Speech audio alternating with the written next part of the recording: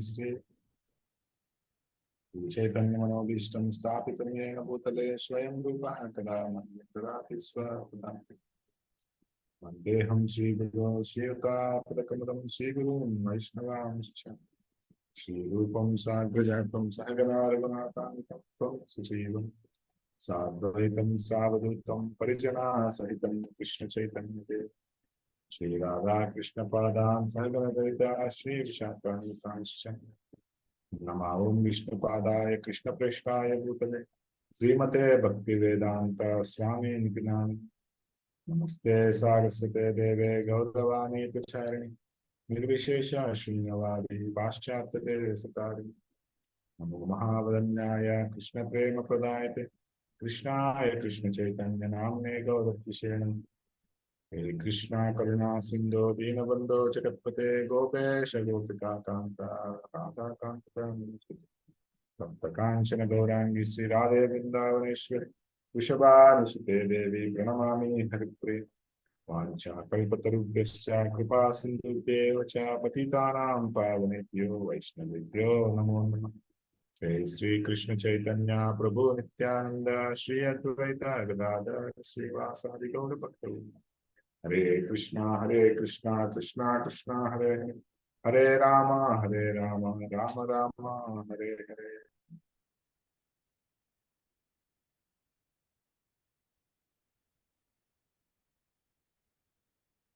Hare Krishna.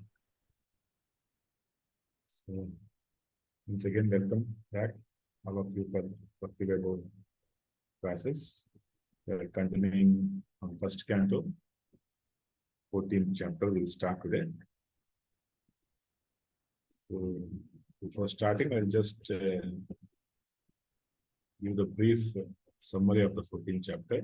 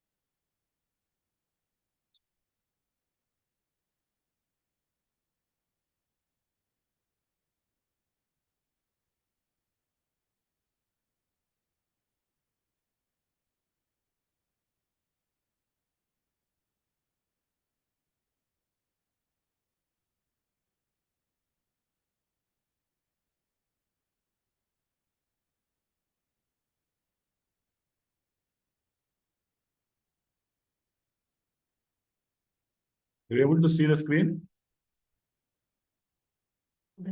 Yes, Prabhuji. So the 14th chapter, the disappearance of Lord Krishna.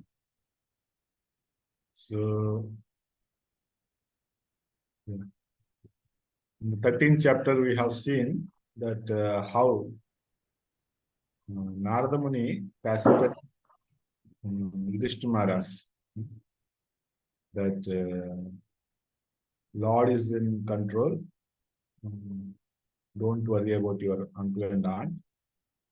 Just await the Lord's further mission.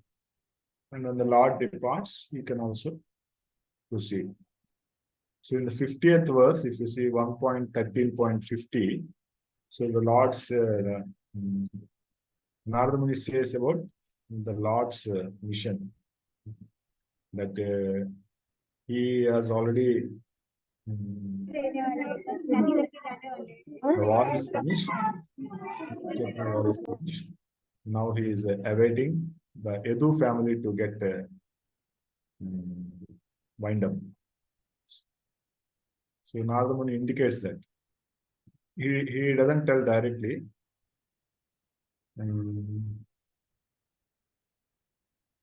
Before that also, Vidura, starting of the chapter, 13th chapter, Vidura also, when Yudhishthira Maharaj asks about the whereabouts of Yadu dynasty, he doesn't tell them about the annihilation of Yadu dynasty. So, yesterday, our Ram Kishore was asking question that whether the incident is happened already or is yet to happen. So I was referring also again later. So according to Srila Vishnu Chakravarti Thakur's commentary and also Prabhupada's purports also,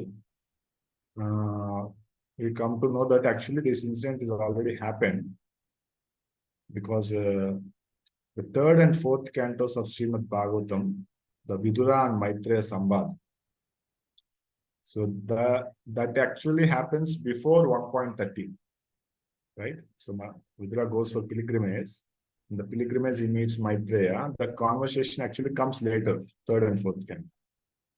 So after that conversation only, he comes back to Hastinapur, that is 1.30.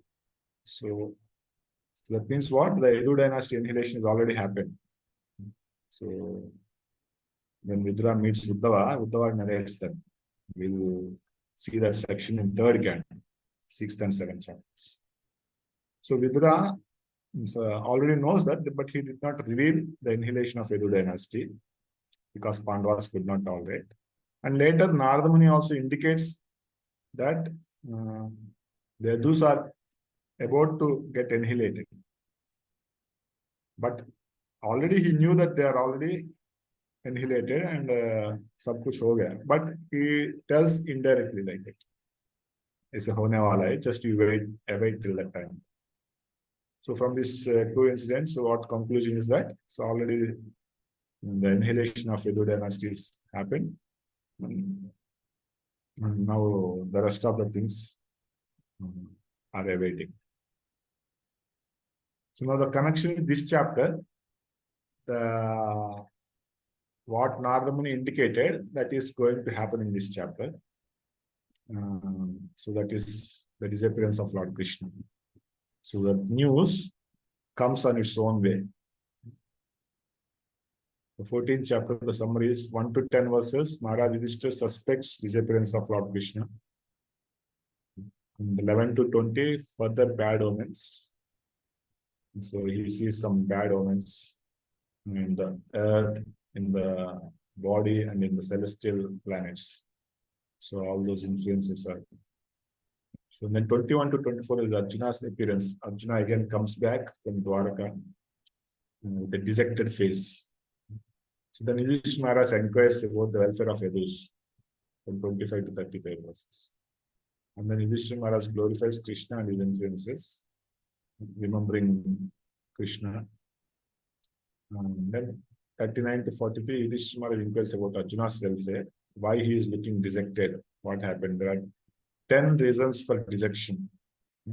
What all reasons could be there when somebody feels dejected? So very practically applicable in our own lives. So that also we'll see. So last, Yudhishthira finally inquires about Krishna's disappearance. So this is how the chapter is divided.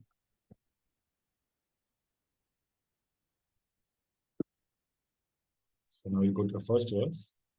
Anusru, can you share the Veda base? Yes, Prabhuji.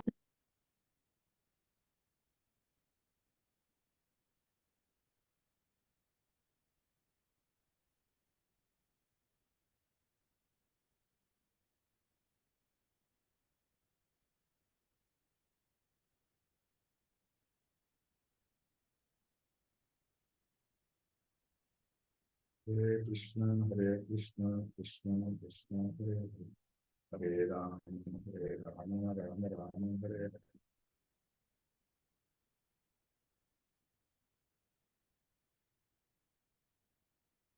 So, till that time, any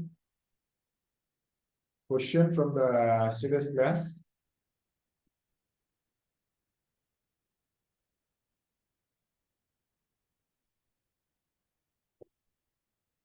Okay.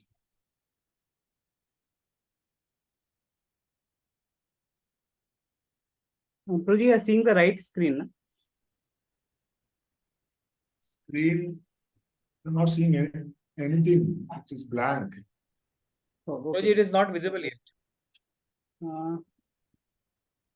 I don't know, somehow it has paused and it's showing resume. It's not allowing me to. 1 second, let me share again. I'll just read the verse. Yes, Prabhu. So this is 14 chapter, first verse. Suta Goswami is telling. Suta Uvacha Samprastite Dvarakayam Vishno Bandhu Vivikshaya Natubcha Punya Shlokasya Krishnascha Chestitam. I'll share the other verse.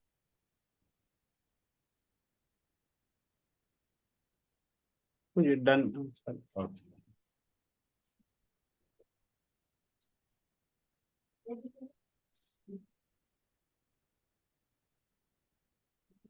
Prabhuji, can the font size be increased? Font can be increased. Please read the translation.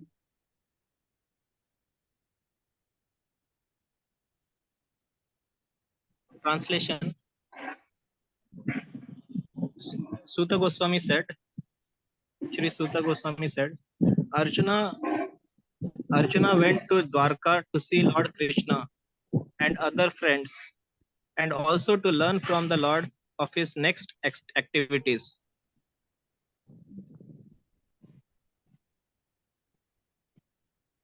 Yeah. So,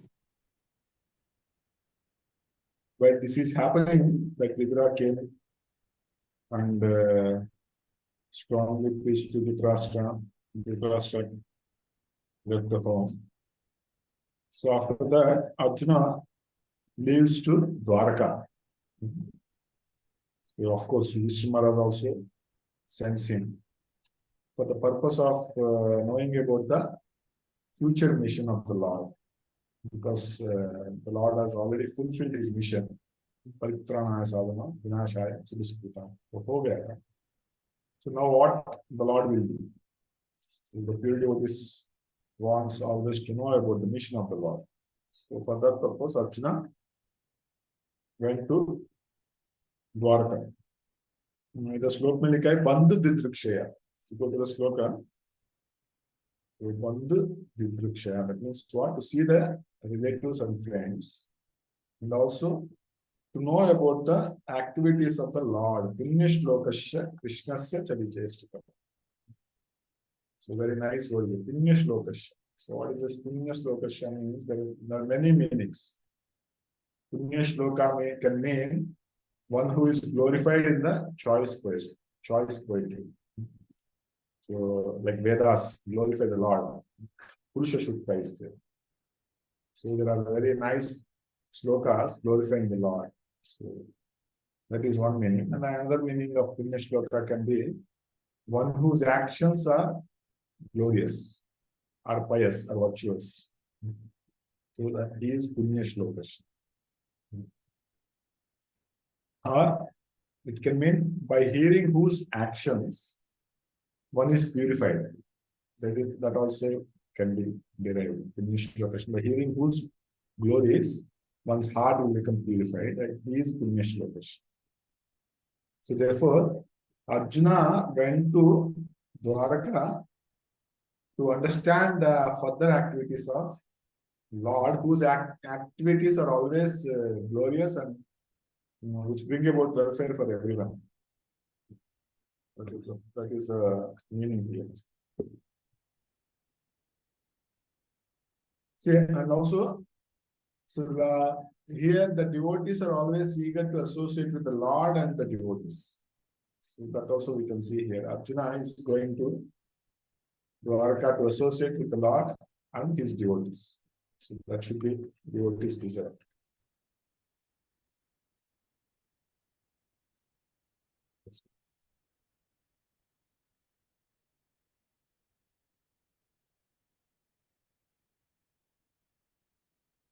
So the first purport, last part of it, the Pandavas, especially Sri Arjuna.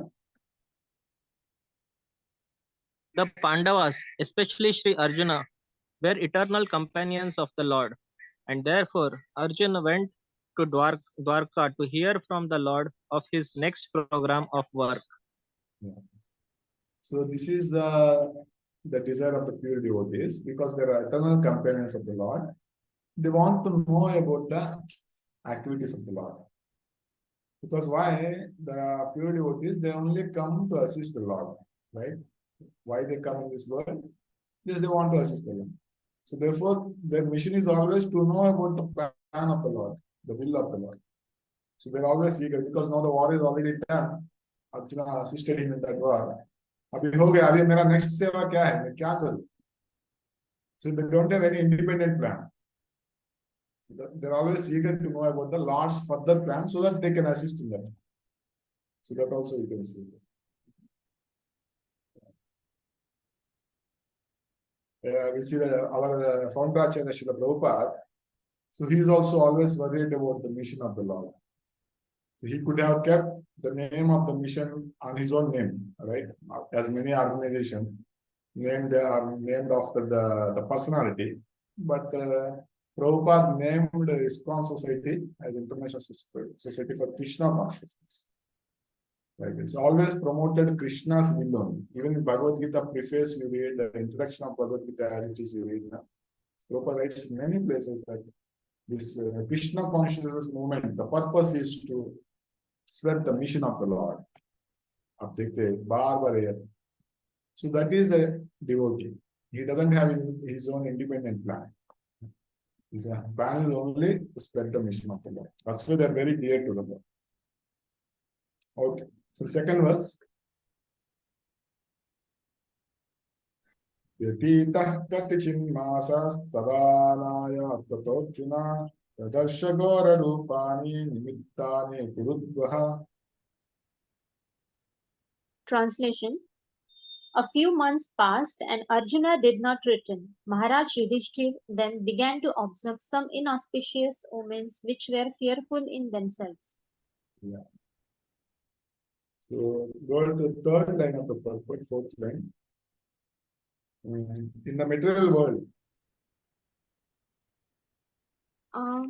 second line, yeah.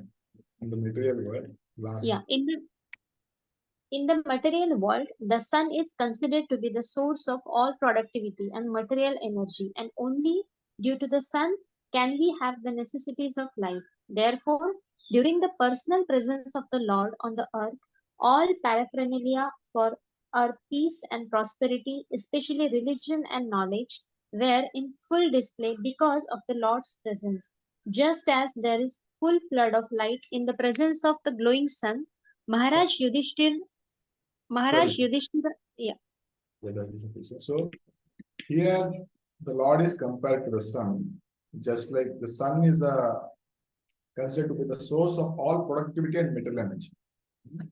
Right? So when in the day, as soon as the sun comes, sun rises in the east, immediately all activity starts, right? We also feel little excited. Like the factories start running, right? So the whole world comes into action after the sun rises. So therefore it is considered to be the source of all productivity and material energy. Right? So if you want, you can just refer Bhagavad Gita 15.12 to 15 verses. So Prabhupada gives very beautiful purport regarding this concept. So here the point is, but the Lord is compared to millions of suns. Ek sun nahi. So Lord is like ad infinitum, more powerful than the most powerful sun. So in the presence of Lord, when he was personally present, how much the peace and prosperity should be there in the society. That is the point. So when the sun is the source of peace and prosperity, if the Lord is compared to millions of suns, when he was personally present, how much there should be, and the society will be flourishing. That is being told here.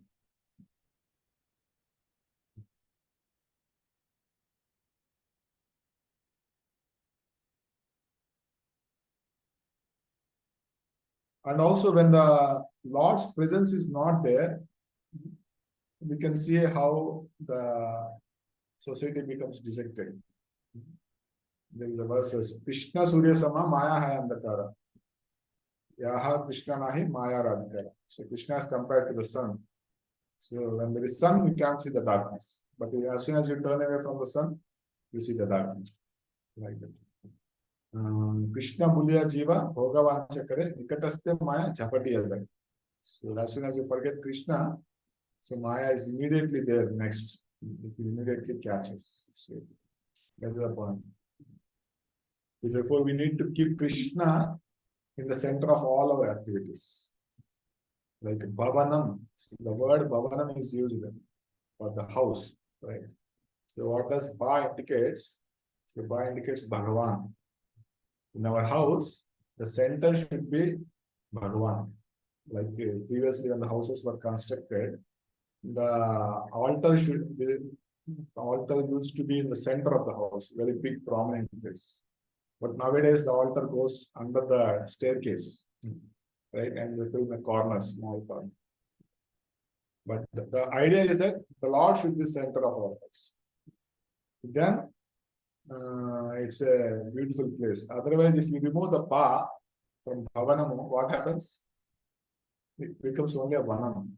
Vanam means forest. What stays in the forest? Who all will stay in the forest?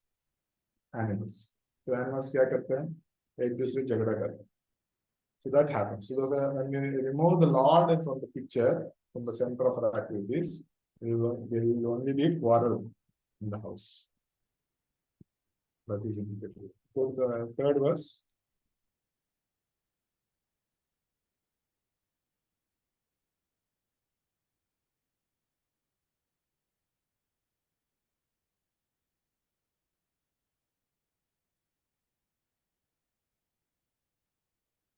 कालस्य च गतिं रौद्रामुपर्यस्तत्तु धर्मिणः पापीयसीन्दूनां वार्तां क्रोधलोभानुतात्मनाम्.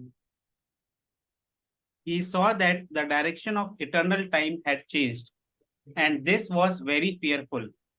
There were disruptions in the seasonal regularities. The people in general had become very greedy, angry, and deceitful, and he saw that they were adopting foul means of livelihood. So Yudhishthira saw some bad omens, which indicated that Lord Krishna has left this planet. So some of them are given here. Yeah. So just read the starting part of the Prabhupada. When civilization is disconnected. When civilization is disconnected from the loving relation of the Supreme Personality of Godhead, symptoms like changes of seasonal regulations, foul means of livelihood, greed, anger, and fraudulence become rampant. The change... You can stop here. So that is the point. When civilization is disconnected from the loving relation of the Supreme Personality. So very nice point is given here. So by loving devotional service only, the Lord resides in this world. So there is a verse, Yatra Gayanti Matbhakta Tatra Tishtami Narada. Naham Tishtami Vaikunte Yoginam Udayeshva. So the Lord says that I don't reside in the Vaikuntha planet nor in the Yogi's heart. Where do I reside? I reside only where my pure devotee is glorified. So why? Because the pure devotee renders devotional service to the Lord lovingly without any motivation. So therefore the Lord very happily tries to reciprocate with such pure devotees, and even a single pure devotee stays in the material world, the Lord will take care of this world. So that is the importance of the pure devotee. Even a single pure devotee stays in the world, Lord will take care of the world. Just for one pure devotee. That's why if there is no pure devotee only, then God doesn't feel to be there in this world, which farak nahi padta hai. So therefore, Prabhupada writes in the Bhagavad Gita preface that the mission of ISKCON, or Krishna Consciousness movement, is even by all my attempts, even if one person become a pure devotee, so I consider my mission is successful. Of course, by the mercy of Srila Prabhupada, we have many pure devotees in the moment. So that is the point. Even Chaitanya Mahaprabhu says that one devotee of Chaitanya Mahaprabhu can deliver one Brahmanda. So that is a capacity of pure devotee.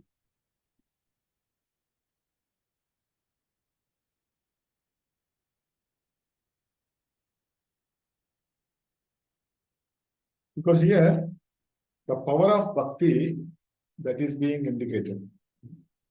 So we have this verse, Yashasti Bhaktir Bhagavat Yakinchana Sarvair Brahmastatra Samasuteshwara. So by practice of bhakti, all the good qualities can develop in one's heart. We know this, the sixth canto it comes. And Kashyapa, Titi was feeling little envious towards Indra, the demigods, that they have killed their son, Hiranyakashipu, in action. So she wanted to take some revenge. And she approached Kashyapa, that I need a son who can kill the demigod's son. So then Kashyapa, he understanding the desire of Diti, he gives a process where he tricks her to perform devotional service. To Payovrata, something, he gives a process by which what happens is Diti's heart become purified of that desire.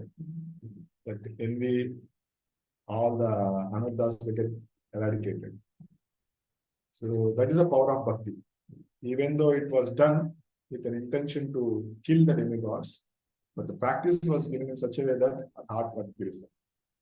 So this even Dhruva Maharaj's case also. You see, he wanted to achieve a kingdom greater than Brahma, a material desire, but just following the Narada Muni's instruction, he followed the process and his heart got purified. So we see therefore the practice of bhakti. What happens is all these anarthas will go away. We develop wonderful qualities. But when there is no that loving devotional service, these anarthas will come up. That is natural. We have to understand that therefore in the society of devotees or even in general society, all these things are increasing. Why? Because they are disconnected from the Lord. As soon as we connect to the Lord and practice devotional service, the anarthas have to go away. Only the wonderful qualities will come up. So that is indicated here.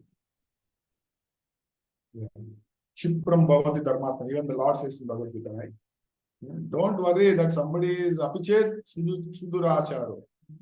अगर बहुत गुणकारी भी कर रहा हो, अगर वो भगवान का पथ है ना, don't worry, क्योंकि that will take care.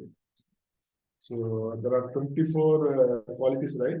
So one of the qualities is Krishna के शरणम. अगर वो कृष्ण के शरणम है ना, बाकी सब आ जाएगा. Don't worry. So that we have to see. If somebody is taking shelter of Krishna, okay, लगे रहे हैं ना, no problem. So rest of the things are detailed. So that we have to see.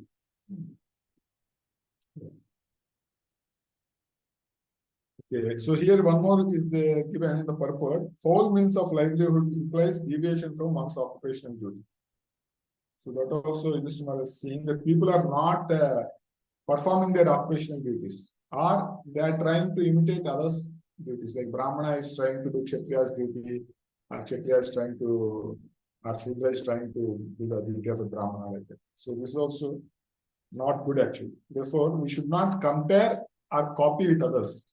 So वो कैसे कर रहे हैं? No, we just do whatever we are supposed to do and whatever we are told to do. So, yeah. In the down, go to the third purport. A man becomes too greedy for wealth and power when he has no higher object in life. A man becomes too greedy for wealth and power when he has no longer higher objective in life, and when he thinks that this earthly life of a few years is all in all. Ignorance is the... Yes, that's sufficient. So the point here, maybe while reading now, that can be highlighted so that everyone can see.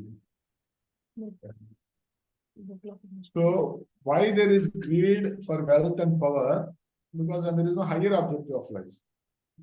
तो अगर एक temporary life कोई सब कुछ सोच के वो पकड़ता है ना, so all these things develop.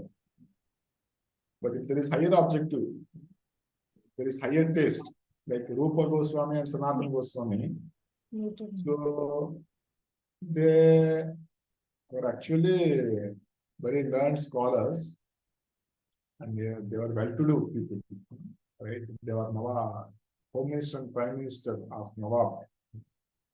But still, they are not attached to them. When one Digvijay Pandit or somebody scholar came that he conquered everyone, and he came to Vrindavan, he understood that there are two big scholars, Rupa Goswami and Sanatana Goswami.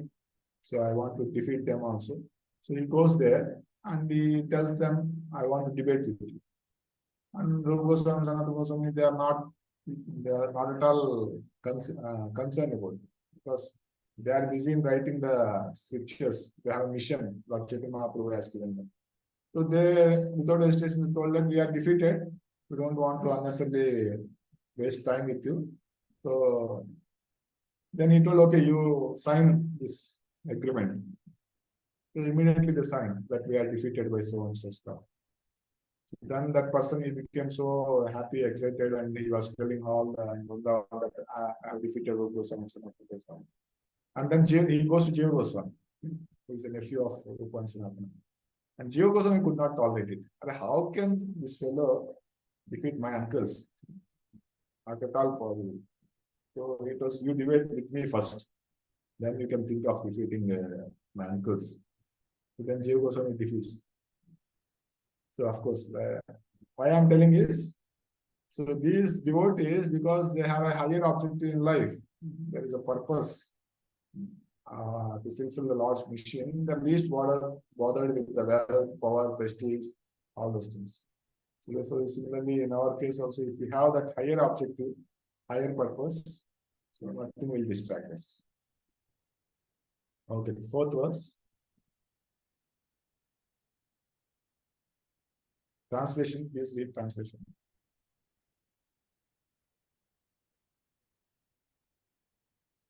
All ordinary transactions and dealings became polluted with cheating, even between friends. And in familial affairs, there was always misunderstanding between fathers, mothers, and sons, between well-wishers and between brothers. Even between husband and wife, there was always strain and quarrel. Start purport, conditioned living being. A conditioned living being is endowed with four principles of malpractice, namely errors, insanity, inability, and cheating. These are signs of imperfection, and out of the four, the propensity to cheat others is most prominent. And this cheating practice is there in the conditioned souls because the conditioned souls are primarily in the material world imbued with an unnatural desire to lord it over the material world. A living being... You can stop. So the conditioned souls are primarily in the material world, imbued with an unnatural desire to lord it over the material world. So that's why there is a cheating propensity. So Prabhupada is telling of all the imperfections, very nice names Prabhupada uses: errors, insanity, inability, and cheating. So out of this, cheating is most prominent because they want to lord it over the material nature. That's why they came here. So therefore, that Yudhishthira Maharaj is observing in his kingdom that people are cheating. In all relationships, there is cheating, even among friends and relatives also. Duplicity is there. So middle of the purport, in the conditioned state, in the conditioned state, the living being is not satisfied. In the conditioned state, the living being is not satisfied even if he actually becomes the lord of all that he surveys, which he never becomes, and therefore he becomes the victim of all kinds of cheating, even with his nearest and most intimate relations. In such an unsatisfactory state of affairs, there is no harmony even between father and sons or between husband and wife. Yeah, so that is a conditioned state. So he is not satisfied because he wants to be the lord of all his service. Even if he becomes the lord of all his service, Prabhupada is telling he will not be satisfied. Because that is not the nature of the living entity.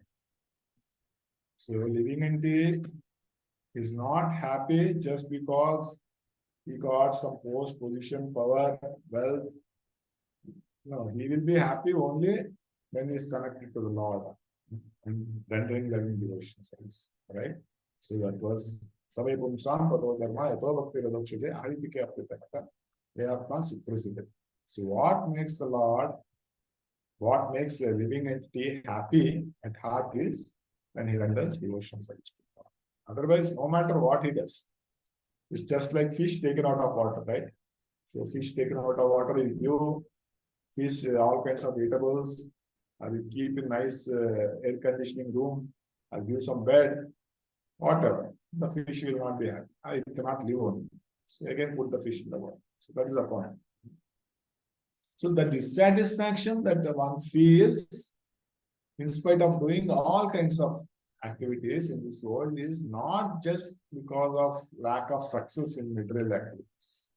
It is just because of not performing devotional service or not connecting to the Supreme Lord.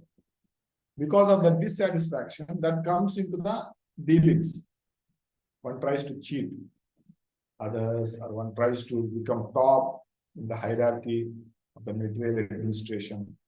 So these are all trying to fill the gap, right? So that group is finding the gap and entering the gap.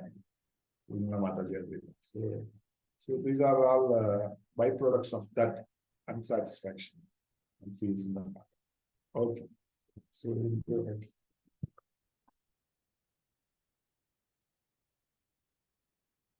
So previous fourth purport, last two lines are there. The Prabhupada is the world of hypocrisy. The world of hypocrisy can be checked only by counteraction through devotional service to the Lord and nothing else. Maharaj Yudhishthir, having observed the disparities, conjectured the disappearance of the Lord from the earth. The world of hypocrisy can be checked only by counteraction through devotional service. So Srila Bhaktivedanta Saraswati Thakur says, when Prabhupada first meets that the only thing lacking in our society is lack of Krishna consciousness. Because Prabhupada is thinking that, okay, first we should have independence. So बाद में आपका कोई सुनेगा. Yeah. But Prabhupada later said that my Guru defeated. I am happy to be defeated by my Guru. So it's not political unrest or economic imbalance.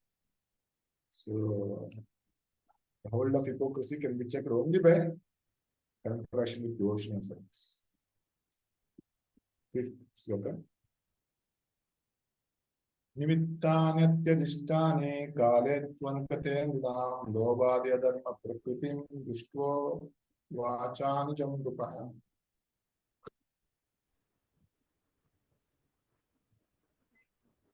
In course of time, it came to pass that people in general became accustomed to greed, anger, pride, etc. Maharaj Yudhishthira, observing all these omens, spoke to his younger brother. Yeah. So very interesting word. The third line of the sloka, if you see, Lobhadi adharma prakriti. So this greed, etc., religion, everything became prakriti means habit. Prabhupada word to word meaning habit bolte hain. Actually, prakriti means it became the nature. Condition ban gaya logon ka. So to be greedy and to be religious, all those things in course of time. So that's why now we have to be careful about our thoughts. What thoughts are going in our mind? Because thoughts will become words, right? Then words will become actions. Actions will become habits. Habits will become character. Character will become culture. So that happened, right? Krishna is seeing that people in general became accustomed. They became accustomed to greed, anger, and pride. What is wrong in that? So we are so much accustomed to so many things that we don't feel that what is wrong. Abortion mein kya wrong hai? People are so much accustomed in Western culture. Abortion, natural. So like that. So that Yudhishthira is observing that. Yeah, and the purport, third line, it appears from the statement.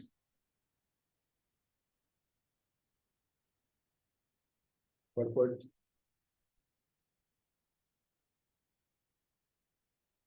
Third line, it appears from the statement that all these symptoms of degraded society were unknown to the people of the time. And it was astonishing for them to have experienced them with the advent of the Kali Yuga at the age of gold. So now we can highlight that. Second line, yeah, it appears. So, इसका मतलब क्या है कि in the earlier times, so people were so pious and people were living a very noble life. They're not addicted to all these bad habits. So one principle we can learn from here is that there is nothing to be proud of. We living in this Kali Yuga in 2020 or 2023, we need not be proud of our existence. That when compared to the previous ages, we actually Kali Yuga means age of moral hypocrisy. They're all gone cases, back benches, right? तो सत्युगा में filter नहीं हो पाया, फिर सत्युगा से त्रेता युगा filter नहीं हो पाया, फिर त्रेता युग द्वापर आया, फिर कलियुगा में हम बचा हुआ है. That means what? We are backbenchers. So therefore, actually this should make us humble. The fact that we are all in Kali Yuga, that itself should make us humble. तो एक व्यक्ति ने जयदूत महाराज को प्रश्न पूछा था कि Maharaj, why do bad things happen to good people? So he was showing to himself. He was thinking, why in my life so many bad things are happening? I'm so good. And Maharaj told simple answer. You know how Jayadut Maharaj answers. So first of all, good people don't come in this world. So Maharaj said, so अगर आप अच्छे हैं तो आप इस जगत में क्यों आते हैं? आते ही नहीं.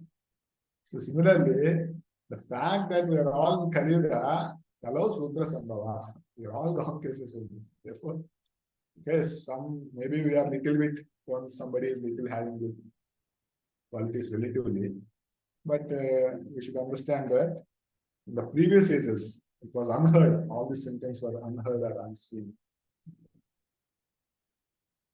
So therefore, Prabhupada writes in many places, humility is the key for progress in spiritual life. So only the meek and humble can inherit the kingdom of God. So like that, Prabhupada writes in many purports. Yeah. Okay, so we'll go ahead. 6th verse.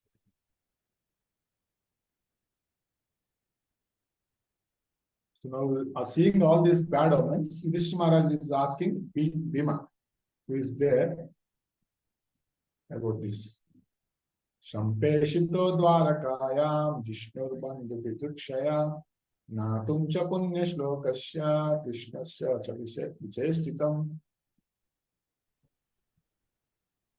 Maharaj Yudhishthir said to his younger brother Bhimsen, I sent Arjun to Dwarka to meet his friends and to learn from the personality of Godhead Krishna of his program of work. Yeah. Almost 99% of sloka is repeated. The first sloka is repeated again here, right? So, next sloka, 7th. Translation. Since he departed, 7 months have passed, yet he has not returned. I do not know factually how things are going there. 8th.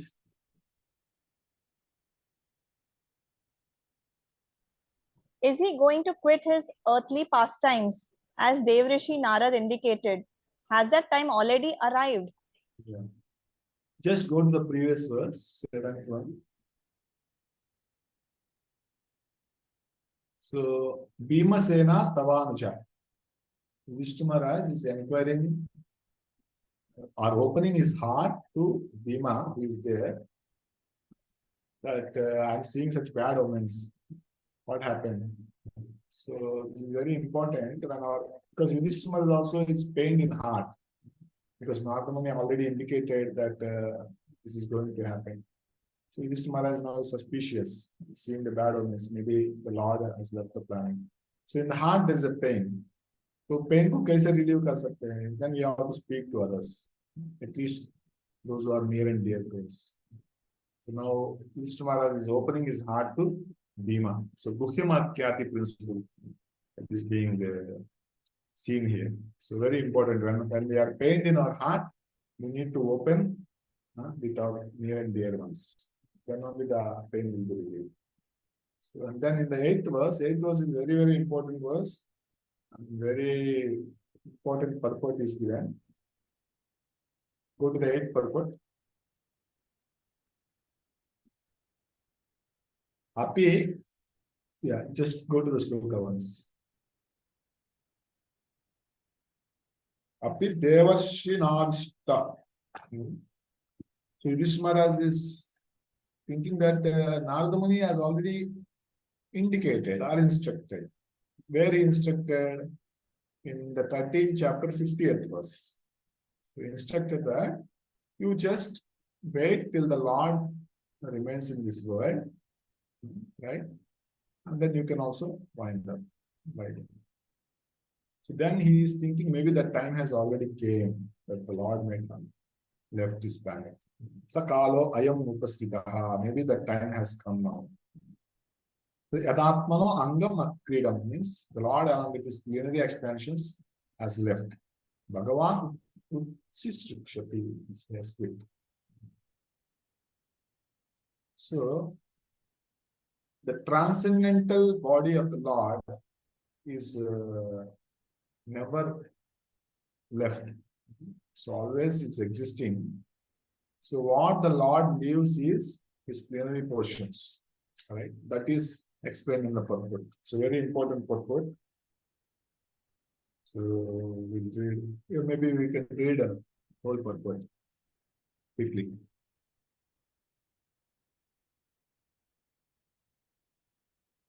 Please read the purport quickly first. Maharaj, you can continue.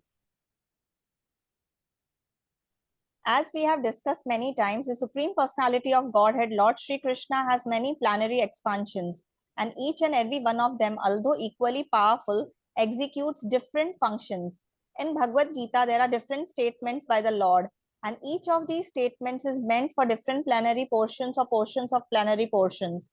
For example, Sri Krishna, the Lord says in Bhagavad Gita, whenever and wherever there is a decline in religious practice, O descendant of Bharat, and a predominant rise of irreligion, at that time I descend myself, Bhagavad Gita 4.7, to deliver the faithful, to annihilate the miscreants, and also to re-establish the principles of occupational duty. I appear in every age, Bhagavad Gita 4.8.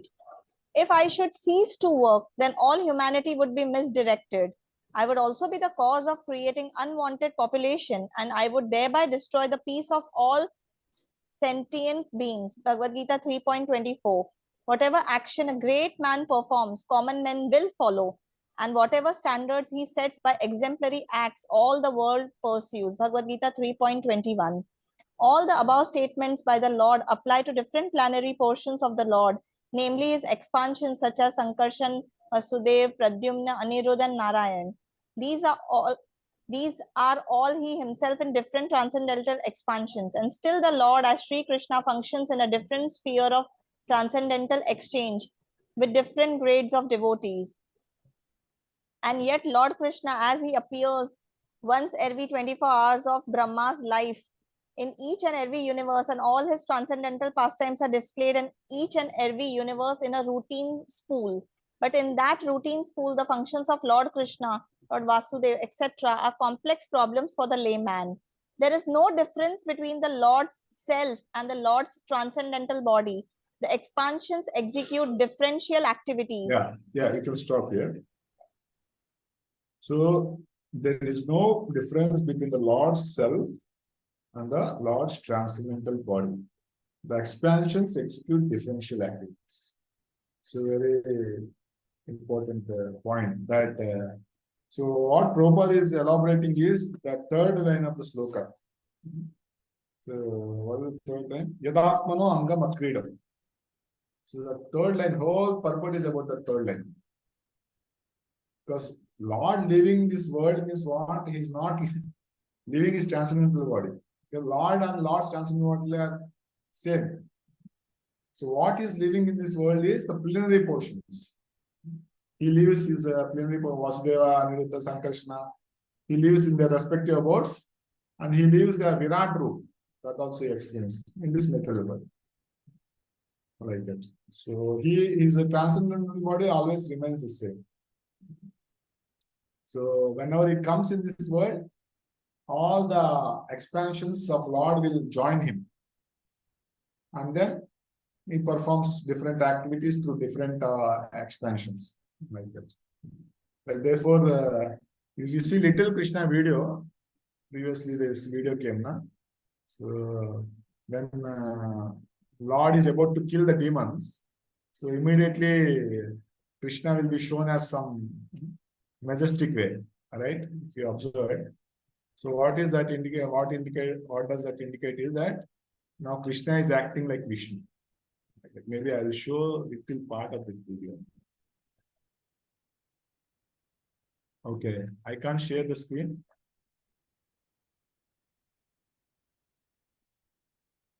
Now you can share, Prabhuji. Because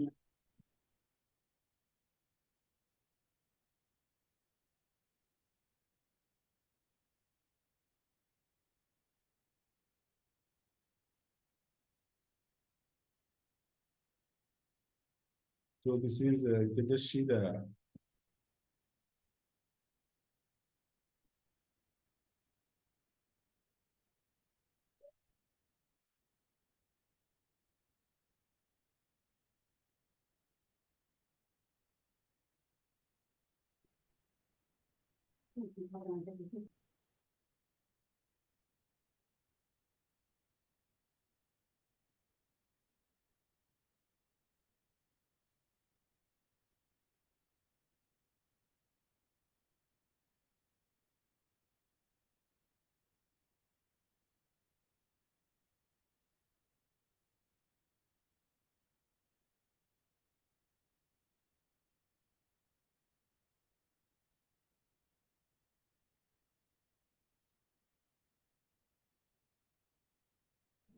Prabhuji, sound is not coming. To share computer sound.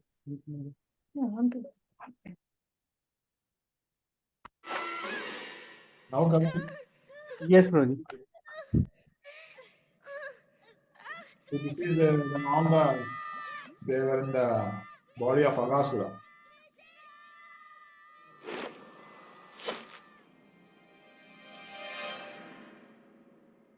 Aghasura! So, you have tricked my friends into your deadly trap, have you?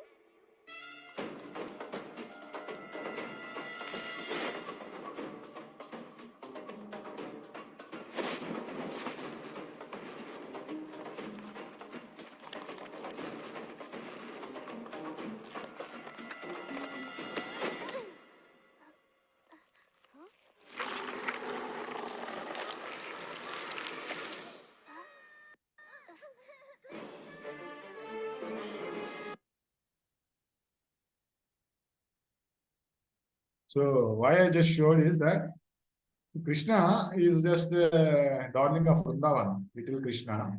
He plays the flute and attracts everyone. But the same Krishna, when he was killing the demons, so immediately he takes the role of Vishnu. So therefore, Prabhupada writes in the purport further. Go to the purport. When the Lord, however, appears in his person as Lord Shri Krishna. Where we stop the purport, we can continue reading from there. Go down, down. When the Lord, however, appears in his person as Lord Shri Krishna. Read that, continue. When the Lord, however, appears in his person as Lord Sri Krishna, his other planetary portions also join in him by his inconceivable potency called Yoga Maya. And thus the Lord Krishna of Vrindavan, and thus the Lord Krishna of Vrindavan is different from the Lord Krishna of Mathura or the Lord Krishna of Dwarka. The Virat Roop of Lord Krishna is also different from him by his inconceivable potency. The Virat Roop exhibited on the battlefield of Kurukshetra is the material conception of his form. Therefore, it should be understood that when Lord Krishna was apparently killed by the bow and arrow of the hunter, the Lord left his so-called material body in the material world. Yes, you can stop it. So, therefore, when the Lord comes, all the plenary portions join with him, right? Even the Virat Rupa, which is a material conception. So when the Lord lives, that means what? He is not leaving his transcendental body. The transcendental body, Hamesha Rahega. He is himself transcendental body. What he leaves is the Virat Rupa. In this material world, he left this Virat Rupa. And all the other expansions, they were left in their own abodes, like that. So that is being indicated in this verse. Yeah, last 3 lines that the Lord left his that the Lord left his body means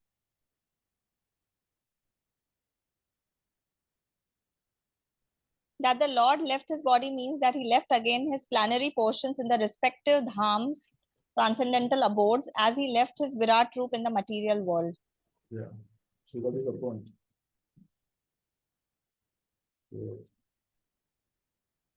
Therefore, the devotees of Gaudiya Sampradaya, their only object of worship is who? Vrindavan Krishna. Right now, Janmashtami is coming. So next Thursday. Aradhya Bhagavan Vrajesha Tanaya. Chaitanya Mahaprabhu, what Chaitanya Mahaprabhu came to offer is Anatpita Charanchira Karunaya Avatirna Hakalo. Samarpayatum Unnatodjvala Rasam Subhakti Shriyam. So Chaitanya Mahaprabhu came not to offer just any small benefit. So why is called Namo Mahavadanya? Because he came to offer that loving mellow devotional service to Vrajesha Tanaya, the darling of Vrindavan. So the darling of Vrindavan, Krishna, so he is, I think in the purport Bhagavad Gita, 9th chapter somewhere, Prabhupada writes, one should not even be attracted to Lord Narasimhadev or any other expansions of Lord Krishna. So one should be attracted to Vrindavan Krishna. So this is the Gaudiya Vaishnava's object of worship. Right? So of course, we should not artificially imitate that love, but that should be the goal. Go ahead, 9th. Yasmanna sampado rajyam dara pranakulam praja asam sapatno vijayo lokascha yadanagrahat.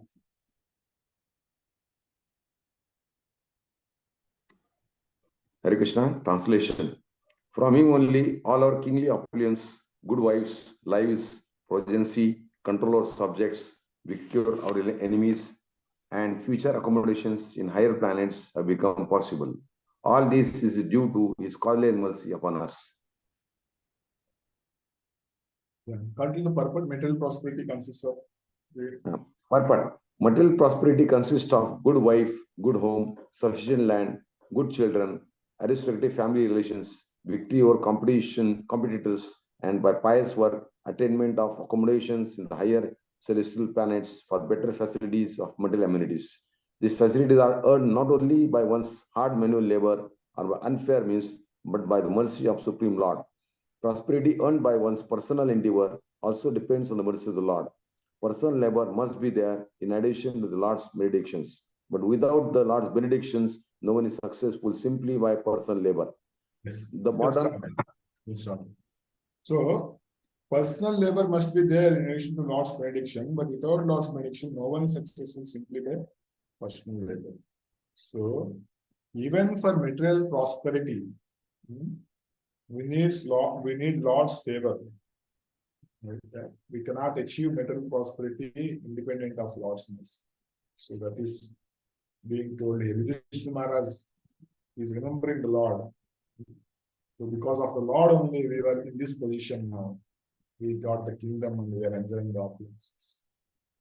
So even in somebody who want to be materially successful, the help of Lord is required. Kamo sarvakama moksha kama udayati tiprena bhakti yogena yajeta purusham.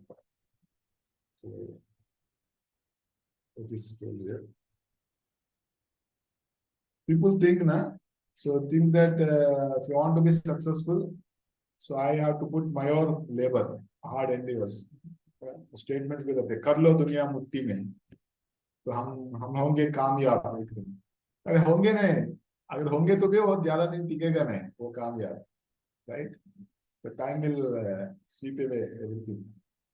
So if you want to be really successful, then we need to take help of the Supreme Lord, even for material possibility. Otherwise, we are like the demons. In 16th chapter of Bhagavad Gita, they say, Siddhoham, Aham, Balavanaham, Ishwaroham, Aham Bogi. So they don't consider the God like that. Even Duryodhana. So Duryodhana that he did not recognize the Lord's position, even though he was personally there. So he was only calculating materially. So he was thinking, I will get the Narayana Sena. So the Lord has soldiers, 1 million soldiers. So Duryodhana wanted those soldiers, but he doesn't want the Lord. Whereas Arjuna, he told that if you are there in our side, that is sufficient. Because where you are there, then everything is there. Why we need all these opulences? Jayastu Pandu Putranam Esham Pakshe Janatana. So the Pandavas became victorious because the Lord is there on this. And the Lord is there on our side. What else is required? So if the Lord is not there, everything else becomes zeros only. So the big zeros. So when the Lord is there, you place one before that, all zeros. Then there is some benefit of those zeros. So what is being told here? Yeah, I will take the question. Just a minute, I will finish this purport.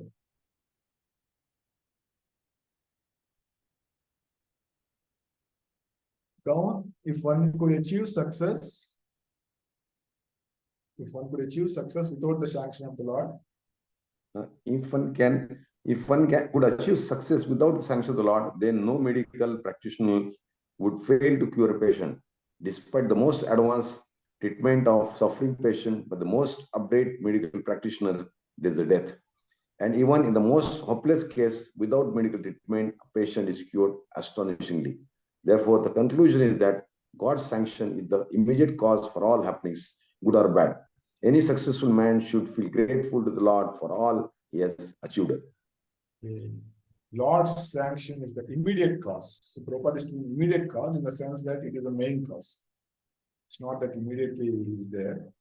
So he's the ultimate cause only, but he is the main cause. Because we know from Bhagavad Gita, right? There are 5 factors for the results of our actions. Right? If the result has to come, so 5 factors are considered. Bhagavad Gita 18th chapter it comes. The place, the body, the senses, our endeavors, and then finally Parma. So all of them support, then only the result will be. So sometimes the body may not support, right? Sometimes the senses may not be strong, the instruments. Sometimes the place may not be proper. Sometimes our endeavors may not be there. Right? Therefore, the result will not be. But all these 4 things are there. So body is supporting, the senses are strong, right? The place is good, the situation is good. Our endeavors, we did a lot of endeavors also. Still, sometimes the result is not there. Why? Because the Paramatma is not supporting. Daiva. So therefore, that is the main cause. If that doesn't support, no matter what you do, things will not. So therefore, we should be grateful. We should recognize the Lord's hand in every success. Okay. So therefore, we need to perform this Sankirtana Yajna. Even for material prosperity, Prabhupada said that even if you want rains, just chant Hare Krishna. Because we can't perform any other yajna in this case. Therefore, we need to do this Yuga-dharma, performing Sankirtana Yajna. So by performing Sankirtana Yajna, even there will be material prosperity in this world. Okay, go to the 10th verse. Somebody has a question? Yes, Prabhuji. Actually, Some people ask this question, Prabhuji, that if we see other countries like US and all, people don't perform anything what we consider like religious activities, but still they are very prosperous. And Yeah. we Indians do a lot of things, but still we are very poor considered like that. What to say to those people? Yes, yes. Yeah, I also came across such questions. So you will see Hiranyakashipu also. He was a demon, Asura Varya. So he was flourishing, right? For a period of time. So he could control all planets except Brahma, Shiva, and Vishnu. Everybody is fearing him. Just by his eyebrow raise, the demigods were trembling, right? Kya control hai, kya power hai Hiranyakashipu.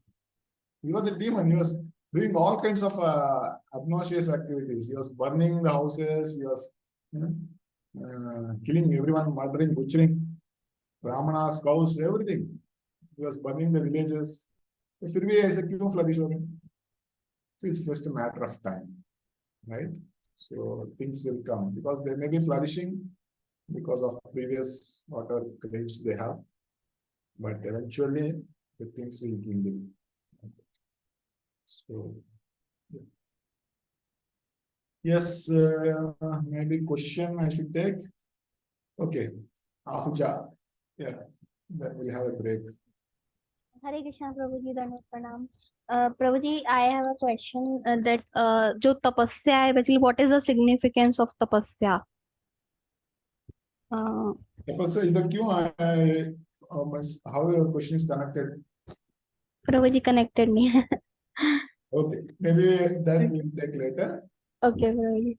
Okay. Prabhuji, I have one more request. Prabhuji, We'll have Prabhuji, today is my birthday, so I request all Vaishnavas to pray for me. Happy Krishna Conscious birthday. Thank you, sir. Before Janmashtami, you have appeared, I think. Right? Yes, Prabhuji. Prabhuji, कभी-कभी जन्माष्टमी पे भी आता है. Okay, so very nice. So we'll have just 5 minutes break and we'll start. Happy birthday, Ashika.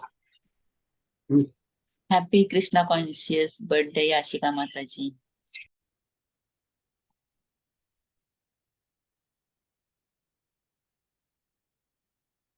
Pashyotpatanarabhyagra divyan goman sadehikan tarunan samshato durad bayam buddhi mohanam. Translation.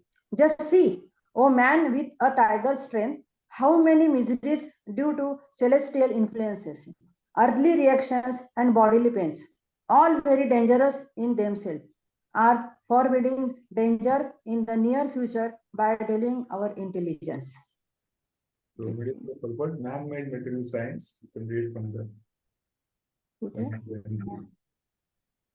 Haribol. Man-made material science cannot do anything to counteract these threefold miseries. They are all punishments from the superior energy of Maya under the directions of the Supreme Lord. Therefore, our constant touch with the Lord by devotional service can give us relief without our being disturbed in the discharge of our human duties. You can stop. We'll stop here. So, the problems of this world, especially the threefold miseries, of course, fourfold problems, birth, old age, disease, death, so cannot be avoided by any amount of scientific advancement or solutions, right? So, material problems and spiritual solutions. We have a topic, Radhesham Prabhu has written, EBC course. So, material problems, and there are only spiritual solutions. Because the solution for the material problem, which we try to solve, it will create only 100 more problems. So Prabhupada Maharaj's prayer, Dukkha Ushadam Tadapi Dukkam. So the medicine for a misery, the cure for the misery, it gives more miseries. Right? An example, like just to get relieved from the pain of walking long distances, so we have transportation system. right? Automobile industry has come up. Okay, so many problems. We might have solved that problem, but there are so many other problems came up, right? Accidents, the number of people that get killed by accidents is more than any other disease or whatever. So accidents, traffic jams, pollution, so many things, hundreds of problems. Just to save you from the pain of walking. Actually, first of all, why you need to walk? अगर आपका घर के पास ही कुछ आपने खेती किया, गाय है, तो आप 100 किलोमीटर दूर क्यों जाना है ऑक्यूपेशन के लिए? So all modern civilization का ये factors है. So the point is, the problems of this world cannot be solved materially. They will become more complex. If at all you want to solve problems, you need to have spiritual solutions. So but Prabhupada indicating that our constant touch with the Lord by devotional service can give us relief without our being disturbed in the discharge of our human duties. तो problems को avoid नहीं कर सकते. ऐसे नहीं कि हम अभी भक्ति कर रहे हैं तो भगवान अपना load of problems निकाल रहे हैं. नहीं, we also have to go through old age, disease and death. Right? We also have to suffer the threefold miseries because we are living in this world. हमारे लिए कुछ अलग दुनिया नहीं बनाएंगे भगवान. So the only thing, the advantage is that when we are absorbed in devotional service, our consciousness get elevated. जैसे आप अगर प्लेन में जा रहे हैं, तो अगर ऊपर जाएंगे तो नीचे आपको कैसे दिखेगा? छोटा छोटा मैच बॉक्स के जैसे दिखेगा. So everything else becomes so small and very tiny. Similarly, when our consciousness becomes elevated by absorption in devotional service, the problems become so small. So you can easily avoid them. They don't disturb you. It's not that problem is not there. The problem is there, but your consciousness becomes so elevated that you don't consider it as a problem. So that happens when we are absorbed in devotional service. But so we can see practically in the lives of great devotees like Bhaktivedanta Swami. They are like with cancer, such pain, trauma is there, but he was so happy when he was leaving the world. Well, recently, Kadamakan Swami Maharaj left this planet. And we have practical examples also. Where devotees are absorbed in devotion, so they did not feel that as a problem. Right? So therefore, don't tell Krishna how big my problem is. Tell Maya how big my Krishna is. So we should develop this attitude. Right? Because the problems are not going to go away. Only when Mahavishnu inhales, that is the time there is a full stop to all problems. Otherwise, the problems will keep continuing. So, that is how the material nature is designed. I was just hearing one lecture. Prabhupada says that don't worry about how the world is going to go. Don't try to reform the world also. Just you perfect your life and get out from this world. So Kaliyuga chalta rahega. It will go according to its course. You can't reverse the course. So that is the point.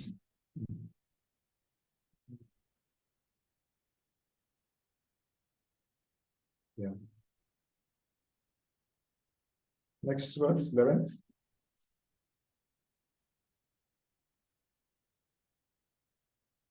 So I have given a heading for the previous verse. The key to overcome the sufferings of this world is by elevating our consciousness, not avoiding circumstances or counteracting the circumstances. That is the heading I have given. Okay, 11th verse. Translation, please.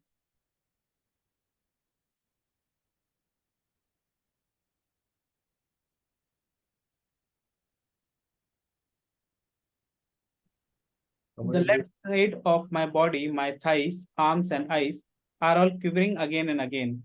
I'm having heart palpitations due to fear. All this indicates undesirable happenings. So from here, all the symptoms or bad omens are being described. The bodily omens that are being described. Because in the previous verse, the three things are there: the bodily, earthly, and celestial. Right? So celestial influences. Now these three things are being described in next 26th verse, I think. So the bodily omens are being described in this verse. So all the left part of the body, they are quivering. It's inauspicious. If the left side of the body quivers, especially for the men, it's not an auspicious sign. Yeah. Yeah, read the purport. You can read the full purport. Sachishudri Mataji, can you read? Material existence is full of undesirables. Things we do not want are forced upon us by some superior energy, and we do not see that these undesirables are under the grip of the three modes of material nature. When a man's eyes, arms, and thighs all quiver constantly, one must know that something is going to happen which is undesirable. These undesirables are compared to fire in a forest. No one goes into the forest to set fires, but fires automatically take place in the forest, creating inconceivable calamities for the living beings of the forest. Such a fire cannot be extinguished by any human efforts. The fire can be extinguished only by the mercy of the Lord, who sends clouds to pour water on the forest. Similarly, undesirable happenings in life cannot be checked by any number of plans. Such miseries can be removed only by the mercy of the Lord, who sends his bona fide representatives to enlighten human beings and thus save them from all calamities. Yeah.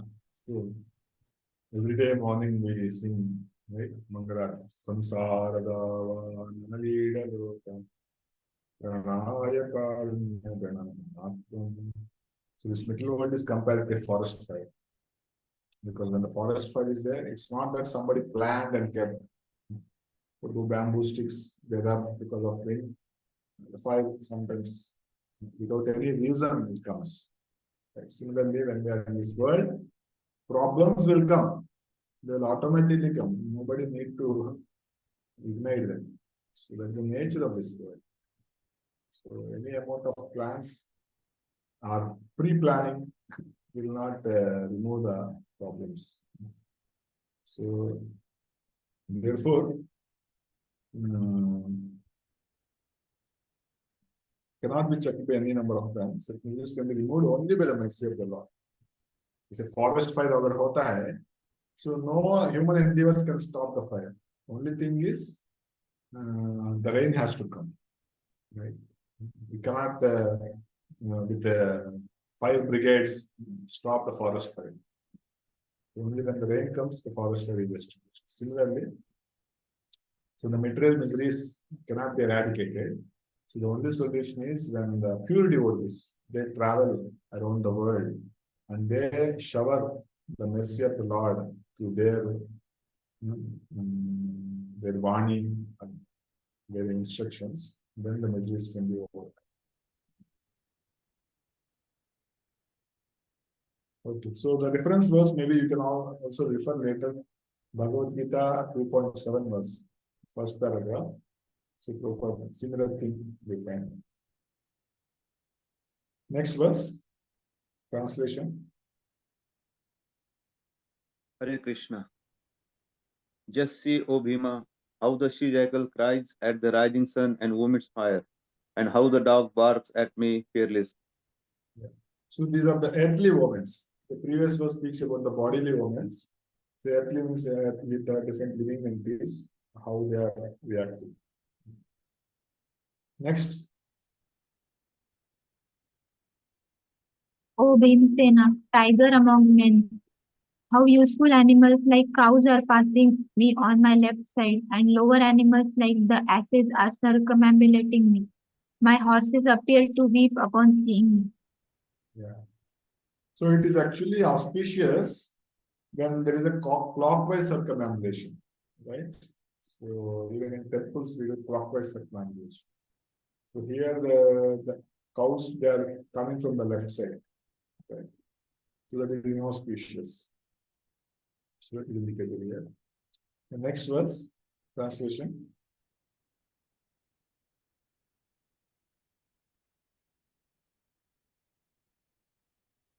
Madhu, you can continue. Just pigeon is like the shriek and their rival crows make my heart tremble. It appears that they want to make a void of the whole universe.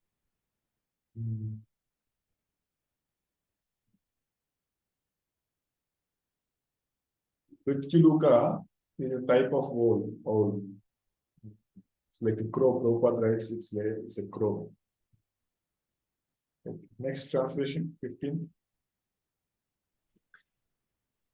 Just see how the smoke encircles the sky. It appears that the earth and mountains are throbbing. Just hear the cloudless thunder and see the bolts from the blue. So these are the omens of the celestial influences, right? So bodily, earthly, and celestial. Okay, next translation, 16th verse.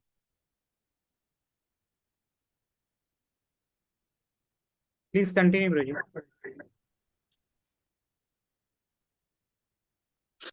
The wind blows violently, blasting dust everywhere and creating darkness. Clouds are raining everywhere with bloody disasters. Continue, 17th.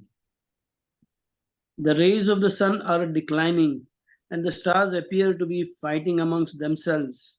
Confused living entities appear to be ablaze and weeping. These are all celestial influences. Then again, 18th verse. Translation. Rivers, tributaries, ponds, reservoirs, and the mind are all perturbed. Butter no longer ignites fire. What is the extraordinary time? What is going to happen? There's no pure butter on it. So again, earthly moments are being described here.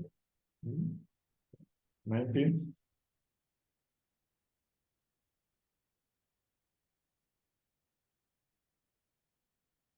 Translation. Continue, Kiji.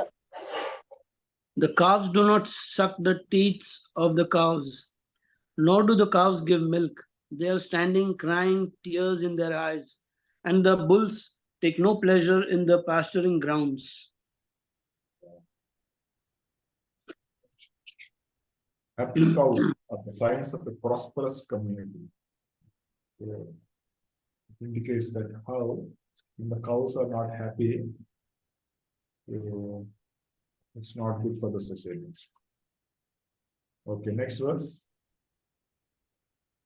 The deities seem to be crying in the temple, lamenting and perspiring. They seem about to leave. All the cities, villages, towns, gardens, mines, and hermitages are now devoid of beauty and bereft of all happiness. I do not know what sort of calamities are now awaiting us. Yeah. So, in this regard, teachings of Queen Kunti, I think Namah Pankajanabhaya, that verse, Prabhupada writes in the purport that there should be a soothing atmosphere in the temple, right, which can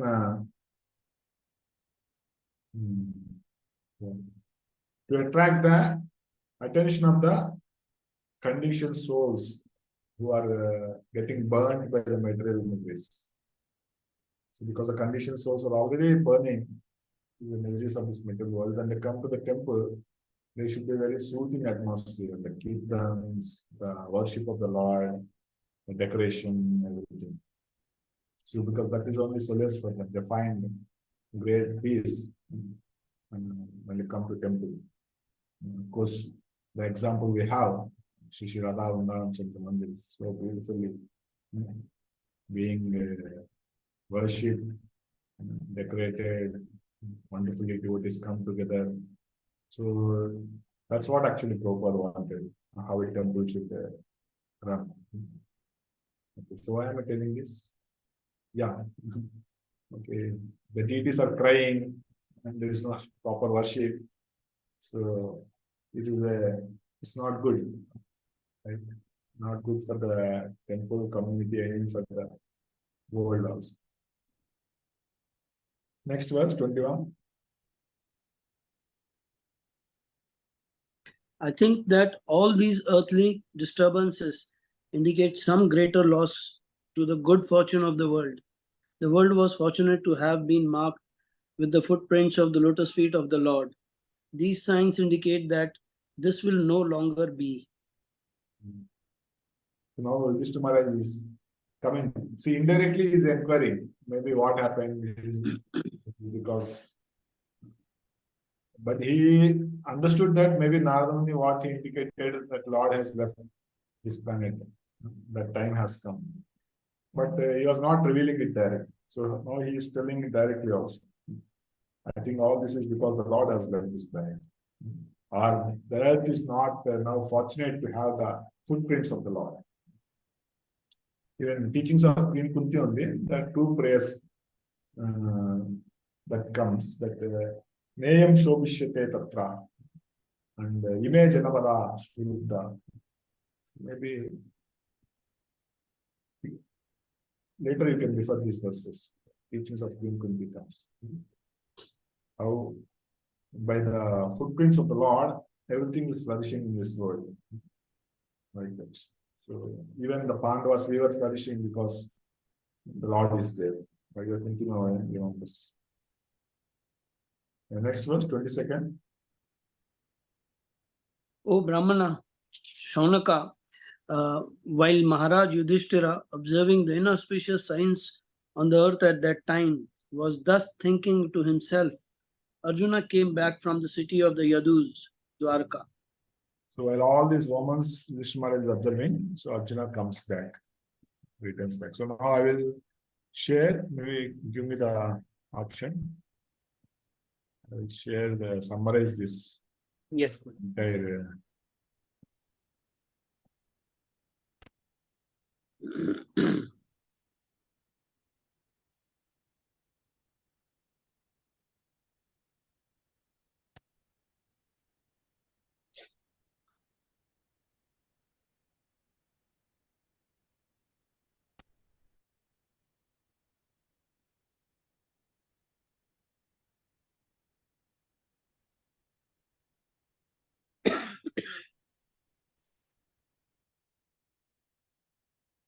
Yeah, so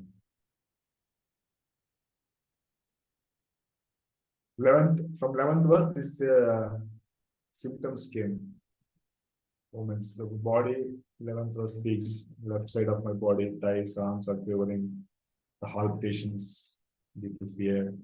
And then 12th and 13th verse is speaking about the animals.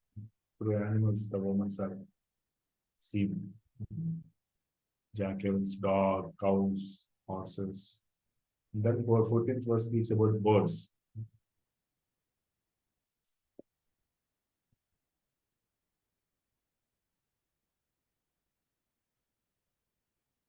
And then 15, 16, 17, 18. So they speak about the five elements, Panchabhutas, the mad omens, and the five elements. The 19th verse speaks about the cattle. The 20th verse speaks about duties and places. So like this, from 11 to 20 verse, the bad omens, what Vishnu Maharaj observed, is described. So now Arjuna returned back. So we'll read from the 23rd verse. 23rd verse, you can share now. When he bowed at his feet, the king saw that his dejection was unprecedented. His head was down, and tears glided from his lotus eyes. Yeah, so as soon as Arjuna returned back, he fell down at the feet of Vishnu Maharaj. Tam padayor nipatitam ayata purvam aturam. So unprecedented dejection was seen in the face of Arjuna. That's the first thing. And the second thing is Adho Vadanam. His face was down, lowered down. And Abbindu Sujantam Nayanabjayo. Drops, tears are falling from his eyes. So these three symptoms, Vishnu Maharaj observes in Arjuna. That he was feeling dejected, his face was down, and he was crying also. Next, 25th verse, sorry, 24th verse. Seeing Arjuna pale due to heartfelt anxieties, the king, remembering the indications of the sage Narada, questioned him in the midst of friends. Yeah. So throughout this conversation, you observe that Yudhishthira Maharaj is thinking about Narada's indication only. That maybe the time has come, maybe Lord has left. So that means he's absorbed in the remembrance of Lord only. Even though he may be externally seeing the bad omens and all these things. So this is called the feelings of separation, Vipralamba. So that actually internally is undergoing so much of ecstasy. Even though externally it is appearing that he is suffering, but the greatest ecstasy for Yudhishthira Maharaj. We may not be able to understand that. So that is what we can see here. Yeah, 25th verse. Maharaj Yudhishthira said, "My dear brother, please tell me whether our friends and relatives such as Madhu, Bhoja, Dasharaha, Arha, Satvata, Andhaka, and the members of the Yadu family are all passing their days in happiness." So now Yudhishthira Maharaj is indirectly inquiring. So he's not directly asking about Krishna's whereabouts. He's telling, okay, what about the different dynasties connected to the kingdom of Mathura or Dwarka. Yeah, next.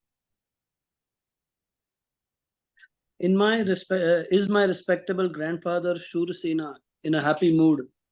And are my maternal uncle Vasudeva and his younger brothers all doing well? So, Matula Sanja Puro Matamaha. So we know that Kunti actually is a daughter of Surasena. Vasudeva also is a son of Surasena. So therefore their brother and sister. And because therefore Kunti became the aunt of Krishna. That is being told in this verse. Later Kunti Maharani, of course, she was given to Kunti Bhoja, king. And hence her name became Kunti. Where she was Pruta. The earlier name was Pruta. Okay, 27th verse. His 7 wives headed by Devaki are all sisters. Are they and their sons and daughters-in-law all happy? Yeah. So many things, no? Right? Yudhishthira Maharaj is asking about the family of Lord Krishna and relatives, dynasties. So you will see so many names and so many connected families. Yudhishthira Maharaj is inquiring. So sometimes we think that spiritual life means detachment from family life. So, yeah. But actually, spiritual life is all about transferring our attachment from material family to spiritual family.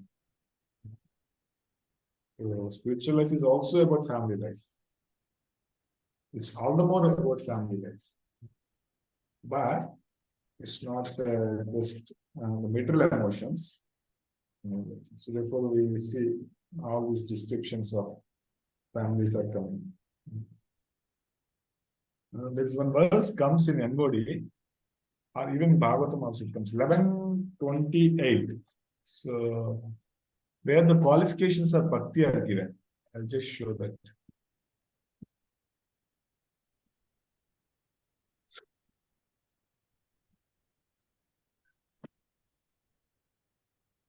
It's 11:28.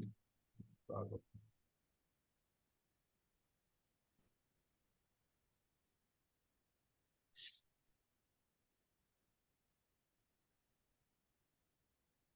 This is the verse.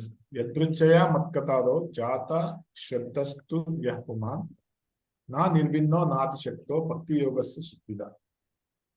So the translation, if you see, if somehow or other by good fortune one develops faith in the chanting my glory, such a person being either very disgusted or very much attached to material life should achieve perfection, the path of loving devotion to me. So this is the qualification for bhakti. What is the qualification is that na nirvidno nat shakti. You should not be too much detached also, and you should not be attached to material life also. So too much vairagya is also a disqualification for bhakti. Actually, मैं पहली बार जो सुना था ना, so I became little alarmed. Sometimes na as a brahmachari, as a renunciate, we sometimes go to the other side also. So some detached from the family life. Bhakti is not about detachment. It is about developing finer sentiments. Right? How you understand that we are progressing in spiritual life? So you become very soft. Your heart becomes so soft, and you are very fine in dealings. Right? So it happens. It's not renunciation is just a dry thing. If you are just detached from material life, you may be detached from the devotees association also, or you may be detached with the Lord's wonderful qualities also. So that is not good action. So therefore, the advantage of grihasthas is that even though we are close with the material life, we have the advantage that we are in a family. If you nicely practice devotional service, so we have advantage more than the renunciates. Because spiritual life is all about family life, right? So we can develop nice emotions because we are all devotees. Right? So that's a disadvantage for the renunciates because sometimes we are too much away from the family life and we stress on that aspect, then we may not become close to the spiritual family. So that thing we can see from here. Next, 28th verse.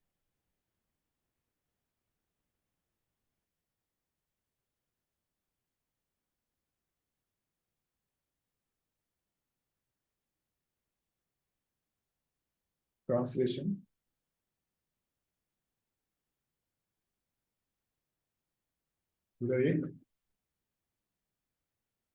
Our Ugrasena, who was the mischievous Kamsa and whose son was the mischievous Kamsa and his younger brother still living, are Riddhika and his son Krutavarma happy, are Akrura, Jayanta, Gada, Sharana and Shatrujit are all happy.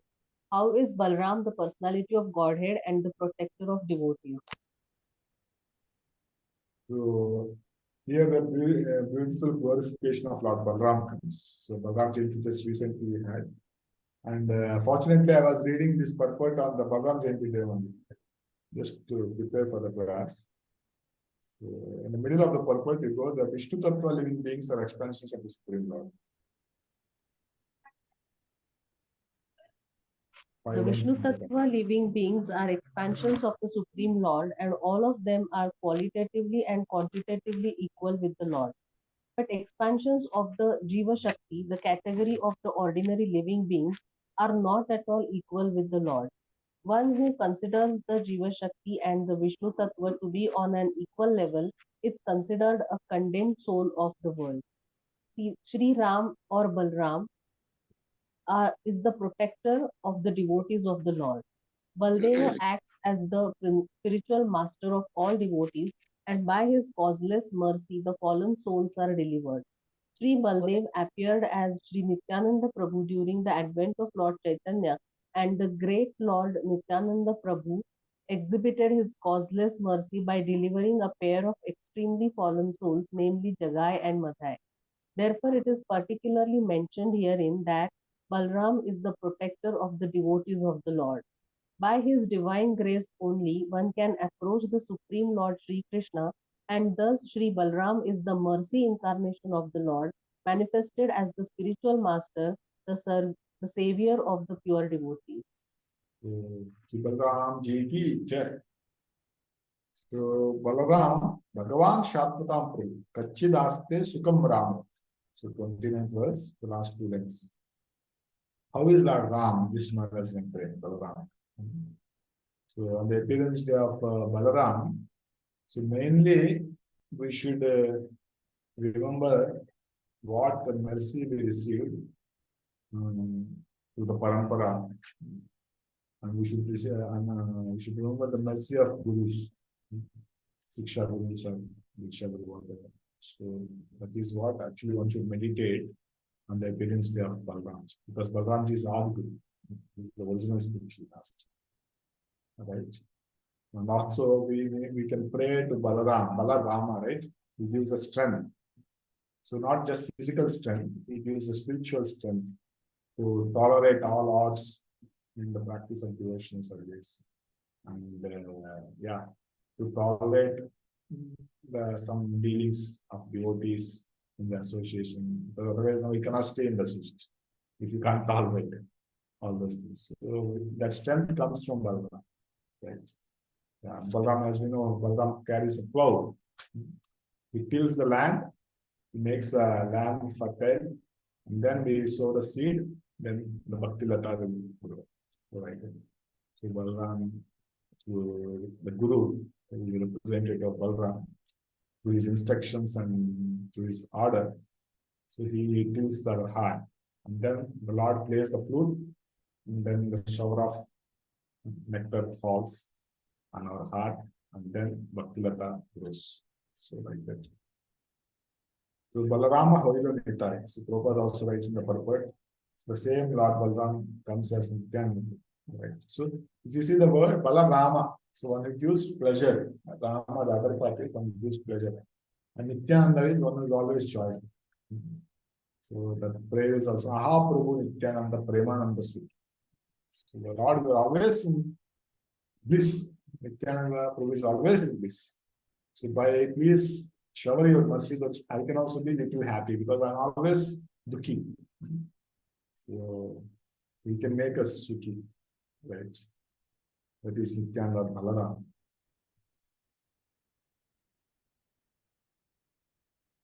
Bada dukkha paiyacha swatantra jiva.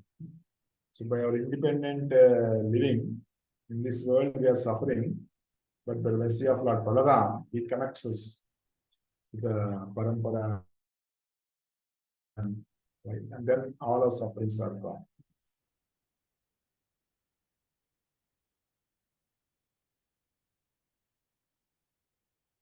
Yeah, go to the next verse.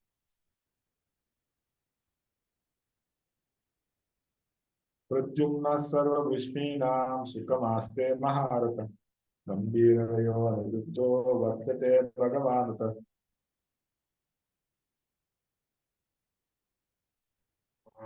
How is Pradyumna the great general of the Vrishni family? Is he happy? And is Aniruddha, the plenary expansion of the personality of Godhead, faring well? So the other expansions of the Lord is asking about it. 31st.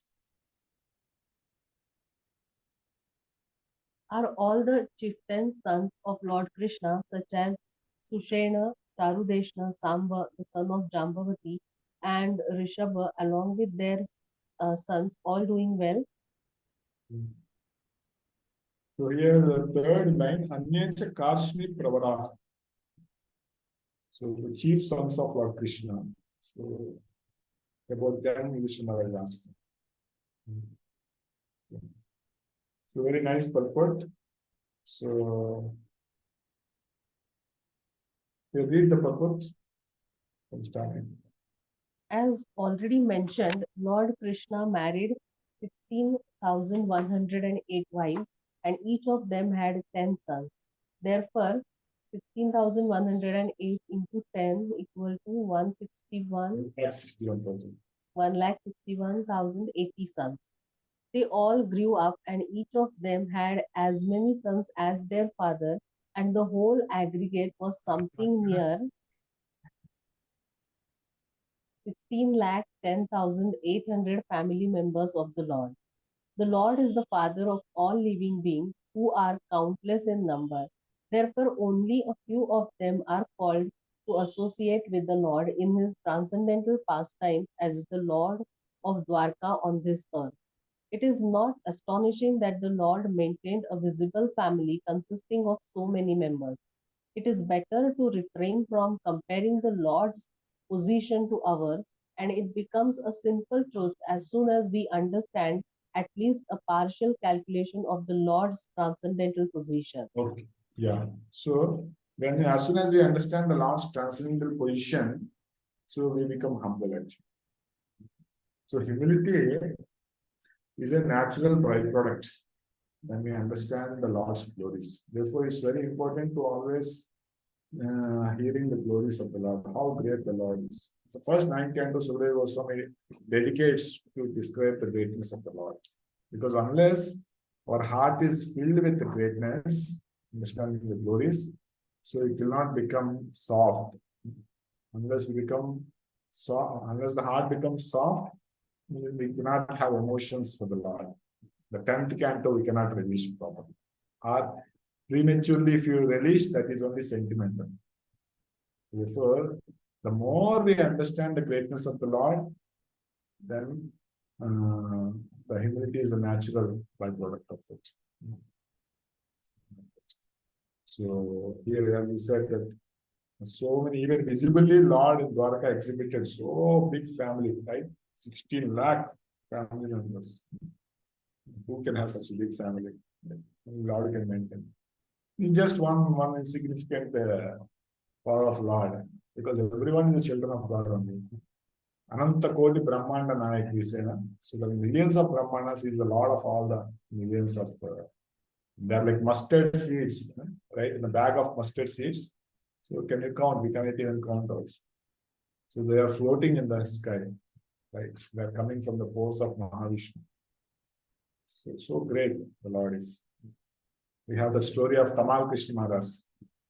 When Prabhupada, he was becoming little proud of his services, and Prabhupada calls him to his room and asks him to take lunch with him. Then he tells that, oh, there is such a big, vast creation, and in that there is one planet called Earth, and in that Earth also there is one country called US, and in the US also there is one city called Los Angeles, and in that also New York. In that also there is one street called 22nd Street. There's so many buildings in that street. Also there is one small storefront called Matchless Storefront. And in that there are so many devotees, but in that also there is one devotee, Tamal Krishna. He thinks that he is so great. So just by hearing Prabhupada's description, Tamal Krishna becomes humble. So yeah, Prabhupada in many places actually he reminds his disciples about our position. Even Bhaktivedanta Swami was little getting puffed up with his book distribution. So Prabhupada, he doesn't listen to those scores of book distribution. So this is why, because when we understand the Lord's greatness, so we are actually insignificant. We can't do anything tangible. Right? So there is one verse comes in the Brahma's prayers. So how it starts?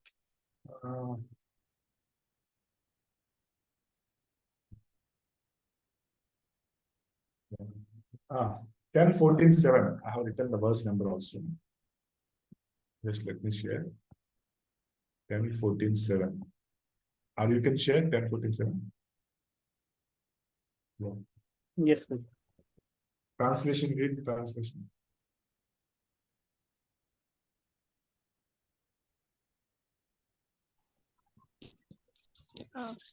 In time, learned philosophers or scientists might be able to count all the atoms of the earth, the particle of snow, and perhaps even the shining molecules radiating from the sun, the stars, and the luminaries. But among these learned men, who could possibly count the unlimited transcendental qualities possessed by you, the Supreme Personality of Godhead, who have descended onto the earth onto the surface of the earth for the benefit of all entities, all living entities? So one can possibly count the earth particles are the particles of snow, or perhaps even the shining molecules radiating from the sun. But we cannot count the number of qualities the Lord has. So great it is. The purport also, you go to the purport, it's a very nice purport. Down. But please, should No, please, no, Sanath, I will ask you where to read. You can just read that part. Yeah, the example is given here that even the most learned scholars. Yeah, that part you can read. the example is given here that even the most learned scholars could someday count the particles of earth, snow, and light. They would still fail to understand the qualities of the Lord. In this example, earth, snow, and light are progressively more subtle. Thus, it is to be understood that there is an increasing difficulty in counting their virtually infinite particles. So the three examples are given. Here, molecules can be counted. The finer than that is snow, and finer than that is the rays of sun. So like that, the increasing degree of fineness is given.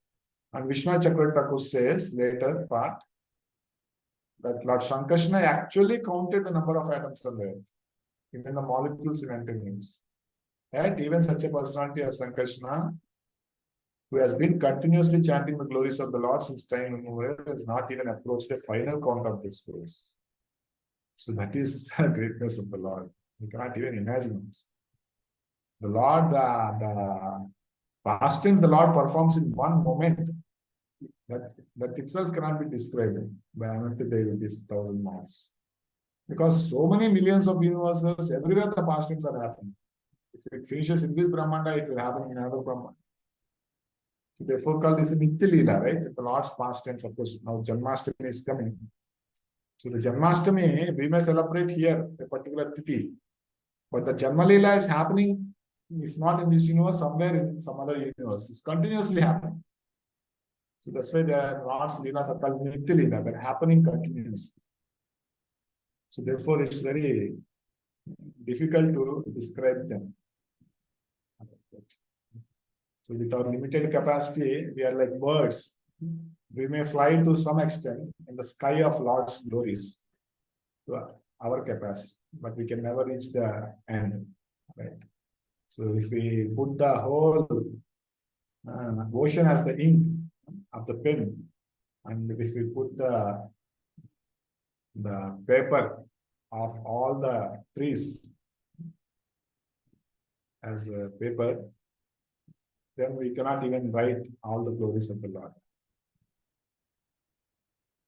So this is the position of the Lord. When we understand, then we are naturally become humble. So if you are not humble, we will be humbled by the material next. That is it. Okay, I think I'll stop here. It's already 4:30. So thank you very much. So maybe 31st verse we are there.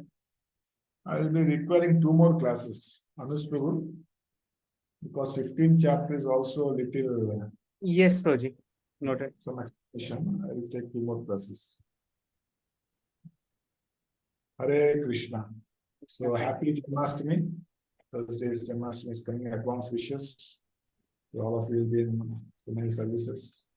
So unfortunately, I am not there in Pune. I will be there in Vijayawada.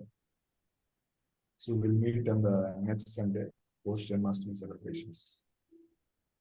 Okay, Hare Krishna. Srila Prabhupada ki jai. Jai. Hare Krishna. Srimad Thank you, Bhagavatam ki Jai. Janmashtami Mahamahotsav ki jai. Jai. Jai.